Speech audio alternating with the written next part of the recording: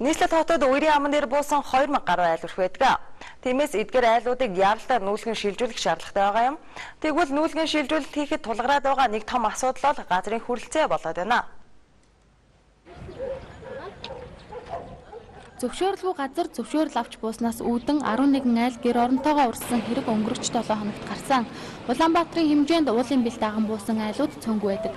Тэгэхээр өнөөдөр хэдэн айл урсаад хичнээн хүн гэр оронгүй болохыг таахад барих болжээ. Жил бүрл яригддаг нэг сэдэв бол үерийн жалах сууган дээр буусан айл өргүүдийг нүүлгэн шилжүүлэх асуудал байдаг. Харамсалтай нэг асуудлыг шийдвэрлэх боломж бололцоо хомс байна. Учир нь нийгэмд зай завсаргүй шигээд буужсан айлуудыг нүүлгэлээ гэж бодоход хаана болох вэ гэсэн асуудал гарч ирдэг.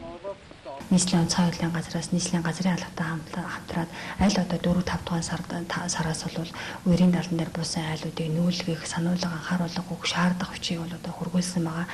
За гисэн хэдиж өнөөдөр байдал бол бас одоо хэвээрээ тийм ээ.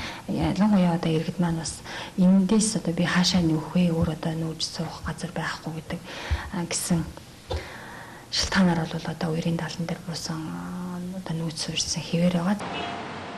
7 сард нийт нутгаар бороо ус элбэгтэй байх төлөвтэй байна гэж ус цагуурын хүрээлэнгээс мэдээж байна. Тэр дундаа дуу цахилгаантай ширүүн бороо төвийн нутгаар хэд хэдэн удаа буунаг юм. Тэгэхээр нийслэл хотод ирэх сард үер буух магадлал хамгийн өндөр байгаамаа. Өнгөрсөн 7 хоногт 20 минут үргэлжилсэн бороо бүхэл бүтэн 11 айлыг орох оронгүй болгосон.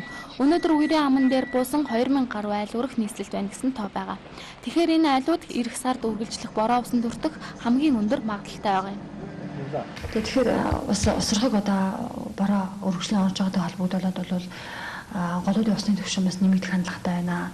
За өмнөх өдрүүдээс одоо голын усны түвшин бол 55-аас 90 см давж өөрчлөж байгаа. Тийм учраас нийт ард иргэд одоо малчид тийм ээ. За хүүхд багчид эцэг эхчүүдэд одоо анхааруулж хэлэхэд бол үерийн одоо аюулаас урьдчилан сэргийлэхийг бол онцгой аюулын ерхий газраас онцгой анхааруулж байна. За цаашдаа бол сарын дунд 2 дугаар 10-ны сүүлж 3 дугаар 10-ны дунд хугацаанд нутгийн их хэсгээр бас бороотой цэрүүхэн байна. Газар хүрэлцэхгүй байна гэд үерийн аман дээр буусан айлуудыг нүүлэхгүй байгаа нь нэг талаараа өрөөсгөл ойлголт. Учир нь бороо усан дайруулаад орох оронгүй болчихсон.